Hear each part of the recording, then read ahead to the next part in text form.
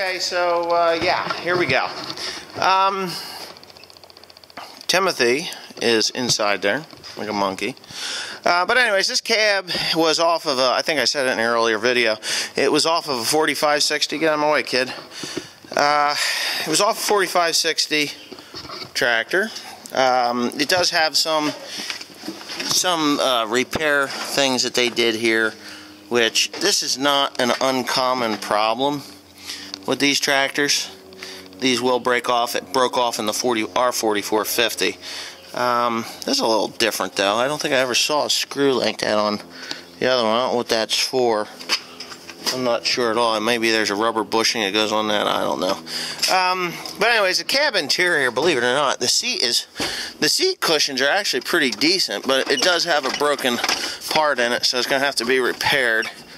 But you know, it is typical 4960 style, 15-speed transmission. I don't know how many hours are on this particular cab, but it's going to tell me when I fire it up. So it's all computer digital bullshit.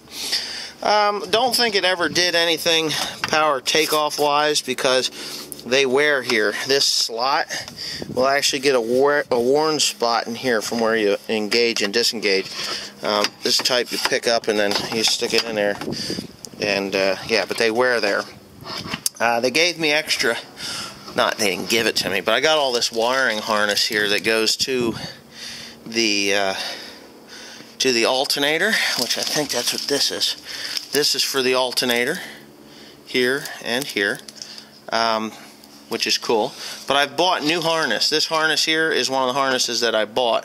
This is one that goes up and around in the front. This part here goes to a ground, but that'll all be new. So what I'm going to do is just cut the wire ties and take the harness off of there. And you know, when I get the new harness, then I'll put that all on there. There's some other stuff here that just doesn't even need to be on. There's extra lighting or whatever they've got stuck in there. I don't know what they use this tractor for, but there's, you know, they've got extra stuff kind of stuck in there. That'll all be stripped out because, you know, as nice, the cab isn't really bad at all. Actually, I kind of like the cab. It's in pretty decent shape, I think, other than a couple of small things. And again, as you can see, I don't know if you can see, but right there it says 4560. The reason it says, well, let me focus in now. The reason it says 4560 is because these tractors, the 4560, 4760, and 4960 were all about the same frame. I think the 4560 was not a wide frame like this one. It may have been, I can't remember. But anyways, the cabs were all the same. The 60 series, when they went to the 60 series from the 55 series, they dropped the 44 series. So it went from 4260 to 4560, and so on and so forth. Here's a new piece of glass for that door right there, so hopefully someone doesn't drop it and break it, Mr. Tim. Not that he would, but you know. Put it back in the cab. You know, I think I am going to put it back in the cab, because I do have other monkeys around here. Open that door up. This glass is pretty tough, by the way, but I think whoever dismantled this tractor got a little bit rough and tumble with it, and of course that broke it. But when I had my 4960 here, when you take the hood off, you got to be very careful on this piece of glass. My glass is all chipped and banged up, but because of the urethane that's underneath here, it didn't have a problem. But this one doesn't have any chips or anything. You can see just a little bit where they took the hood off.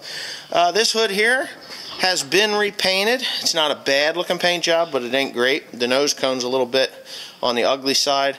The rest of the hood, it's okay. I can polish it out. Well, scratches, I don't care. I did that when I put it up on the truck.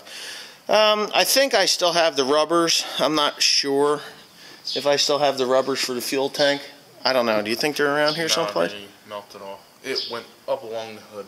It burnt the ones for the fuel? Mm-hmm. You sure? Yeah. I don't think so, Tim. I don't think I got any. Oh, yeah. It may have. I'm going to have to order them. But, yeah. So anyways, that's enough of me rambling and brambling on. yeah, like I said, here's the rest of that wire harness that was on the front of that thing, of the cab. I'm going to take that all off of there when I get the new one. But anyways, yeah, the rebuild will begin probably this coming week. It is Sunday right now. I expect John Deere to have all the parts into their stock order on Tuesday, so on Wednesday I'll go out, write the big old check for 10 grand or more, and then come in here and start redoing everything. I am going to scrape at this dirt and stuff, get it cleaned up. I got to take that starter motor off because they need that for a core. It's worth $30. The turbocharger, I don't know if that's got a core or not, but I'm going to take it into them anyway. Well, I've been home now for a little while, and I'm digging up all the little pieces for the back end of the 4960. When this thing set over in the field, I was expecting the insurance company to come and take it away, because that's what they told me they were going to do. So, you know, when they told me they were going to do that, I thought, well, there's no point in me, you know, throwing all this stuff away. I want this off of here because I can use that on other tractors. As you see, this is a solid one for the 4960, but they will fit on this machine here, the 7410, and you never know when you're going to break something. Plus those weights, they're very expensive. There was a couple of those front suitcase weights and the top link. So what I did was I had Timothy strip that off of there to bring it home. So he brought all the parts home, and of course we found all the pins but one for the top, you know, this lift arm. So the lift arm, I'm missing a pin, which is no big deal. So anyways, it's really not that big a deal, but I got everything together now so that when it's time to, when I get my new parts, I got a set of fenders here that came off of the 7410. I'm not happy about the fender. Well, this fender burnt, obviously. You know, this fender burnt. So I need a fender for it. John Deere wants so much money for those fenders, it's either I leave them off or I use these, because I just can't see spending that kind of money on rubber fenders. I might find one on eBay. I'm not 100% sure, but this fender will work.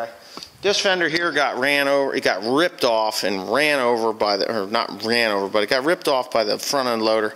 And this fender here is pretty rough, but it'll work. It's functional. So I'll probably just take this fender here off, the hardware off of it, and that one there, take the hardware off, flip it around, and put it on there just so that I've got a good fender. But anyways, yeah, just getting my ducks in a row, waiting for them new parts to come in for this tractor, and then you're going to see some stuff get done. Yeah, so just stay tuned and yeah, hang on, because it's going to be a wild